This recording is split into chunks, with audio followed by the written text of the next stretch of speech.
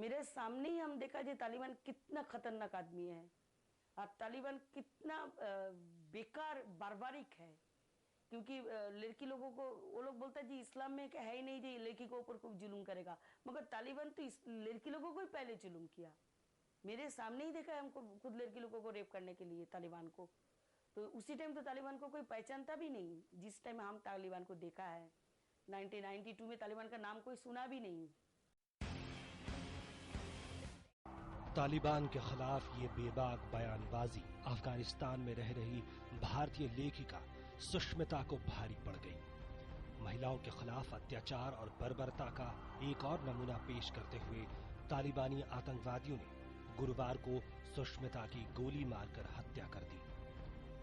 BBC ने police के हवाले से खबर दी है कि तालिबानी आतंकवादी पख्तिक्का प्रांत की राजधानी खाराना में उनके घर पहुंचे और उनके पति और परिवार के दूसरे सदस्यों को बांध दिया।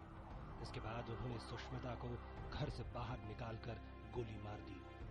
किसी संगठन ने उनकी हत्या की जिम्मेदारी नहीं ली है। सुष्मिता ने अफगान कारोबारी जाबाज खान से शादी की थी और उनके साथ रहने के लिए हाल ही में दोबारा अफगानिस्तान पहुंची थी। 49 साल की सुष्मिता ने तालिबान के चंगुल से बच निकलने पर आधारित एक किताब लिखी थी, जिस पर 2003 में फिल्म भी बन चुकी है।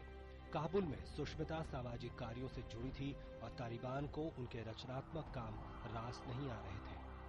I was shocked when I heard that she was shot dead yesterday night, possibly by Talibans. But I cannot understand why went back to Afghanistan when she was targeted several times. Sushmita की हत्या का मामला संसद में भी गूंजा और सदस्यों ने इस घटना की कड़े शब्दों में निंदा की है। तृणमूल कांग्रेस के कुणाल घोष ने शून्यकाल में ये मुद्दा उठाते हुए सरकार से मांग की कि वो मसले पर अफगानिस्तान से नाराजगी जताए। We strongly protest against this murder of Shushmita Banerjee. Through you, sir, I appeal to government, please communicate our protest and anger to government of Afghanistan and take appropriate steps. उधर विदेश मंत्रालय ने भी हमले की निंदा करते हुए कहा है कि ये न केवल भारत बल्कि अफगानिस्तान की भी क्षति है। ये घटना ऐसी नहीं है जिसमें हम उनसे कहीं अलग होकर कुछ बात कह सकते हैं। जो हुआ है वो उसका उतना ही उसका दुष्प्रभाव उन पर है जितना हम पर है, और इसमें इस दुख की घड़ी में हम लोग दोनों साथ हैं।